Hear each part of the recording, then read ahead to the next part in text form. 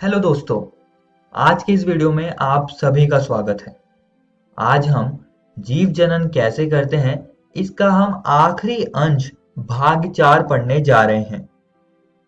इससे पिछली वीडियो में हमने मानव में लैंगिक जनन की प्रक्रिया को समझा था। इस वीडियो में हम जनन स्वास्थ्य पर चर्चा करेंगे। तो चलिए शुरू करते हैं। सबसे पहले हम जान लेते हैं कि जनन स्वास्थ्य होता क्या है। विश्व स्वास्थ्य संगठन वर्ल्ड हेल्थ ऑर्गेनाइजेशन के अनुसार जनन स्वास्थ्य का अर्थ जनन के सभी पहलुओं सहित एक संपूर्ण स्वास्थ्य अर्थात शारीरिक, भावनात्मक, व्यवहारात्मक तथा सामाजिक स्वास्थ्य है। तो ये जनन स्वास्थ्य की परिभाषा हो गई। आइए अब आगे बढ़ते हैं। अब जैसा कि हम सब जानते ही हैं कि लैंगिक परिपक्वता एक क्रमिक प्रक्रम है, ये सब में धीरे धीरे होता है। अतः किसी सीमा तक लैंगिक परिपक्वता का अर्थ यह नहीं है कि शरीर अथवा मस्तिष्क जनन क्रिया अथवा गर्भधारण योग्य हो गए हैं। और अगर हम जनन क्रिया और गर्भधारण के लिए तैयार नहीं है, हमारा शरीर इन सब चीजों के लिए तैयार नहीं है, तो ये चीज किसी व्यक्ति के जनन स्वास्थ्य को प्रभावित करता है। और दोस्तों, मैथुन के कुछ स्वास्थ्य परिणाम भी हैं। आइए इसको हम समझते हैं। इसमें जो सबसे पहला परिणाम है वो है यौन संचारित रोग, जिन्हें हम एसटीडी कहते हैं। ये आमतौर पर मैथुन द्वारा अधिग्रहित किया जाता है। जीव जिसमें कि बैक्टीरिया, वायरस या परजीवी आते हैं जो यौन संचारित रोगों का कारण बनते हैं। वे एक व्यक्ति से दूसरे व्यक्ति में रक्त, वीर्य या योनि और अन्य शारीरिक तरल पदार्थों में पारित हो सकते हैं। इसमें जीवाणु जनित जैसे कि गोनेरिया तथा सिफिलिस एवं वायरस संक्रमण जैसे कि मस्सा तथा एचआईवी एड्स शामिल हैं और ये बहुत ही खतरनाक बीमारियां होती हैं।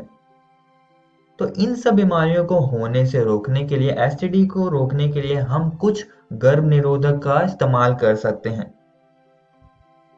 ये वे उपकरण हैं जो किसी भी तरह से व्यक्तियों के जनन स्वास्थ्य में हस्तक्षेप किए बिना गर्भधान या गर्भावस्था को रोकते हैं। अब सबसे प्रचलित जो गर्भ निरोधक है वो है कंडोम, जो कि गर्भ निरोधक के साथ साथ एसटीडी यानी कि यौन संचारित रोगों को भी रोकता है। तो इसको इस्तेमाल करने से हम एसटीडी से बच सकते हैं। मैथुन के कुछ और स्वास्थ्य परिणाम हैं अवांछित गर्भ। अब ये असुरक्षित यौन संबंध से हो सकता है, तो इसमें भी हम कॉन्डम के इस्तेमाल से अवांछित गर्भ से बच सकते हैं। लेकिन कुछ और गर्भ निरोधक भी हैं जो कि इसे रोकते हैं, जिन्हें हम कहते हैं अंतः गर्भाशय युक्तियां यानी कि आईयूडीज। इसका एक आम उदाहरण है कॉपर टी।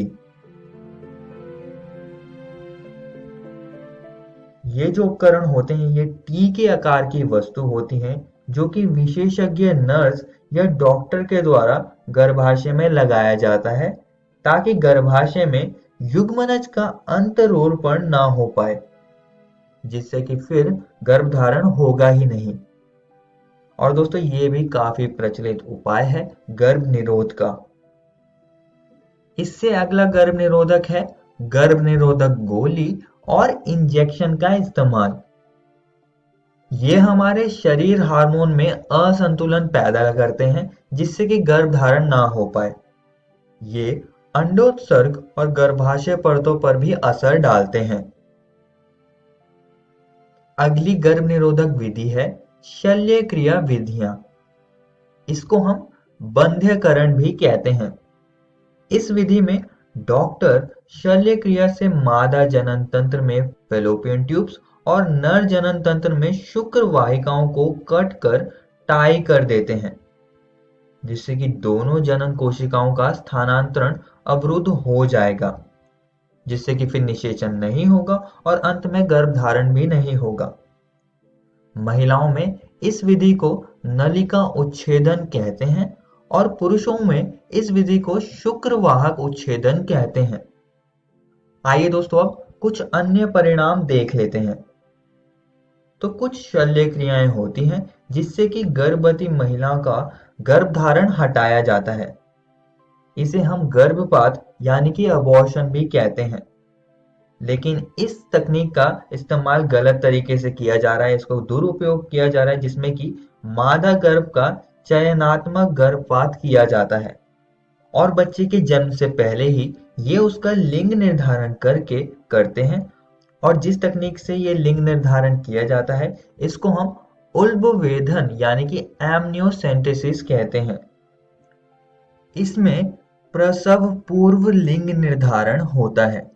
तो मादा भ्रूण को लोग जन्म से पहले ही मार देते हैं, जो कि बहुत ही गलत है। इसलिए ये तकनीक भी अब गैर कानूनी हो गई है, क्योंकि इससे हमारे समाज की कुछ इकाइयों में मादा भ्रूण की निर्मम हत्या के कारण हमारे देश में लिंग अनुपात तीव्रता से घट रहा है, जो कि चिंता का विषय है और ये भी जनन स्वास्थ्य पर असर डालता है।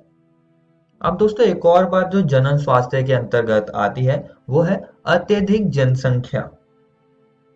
और अत्यधिक जनसंख्या भी जनन की वजह से होती है।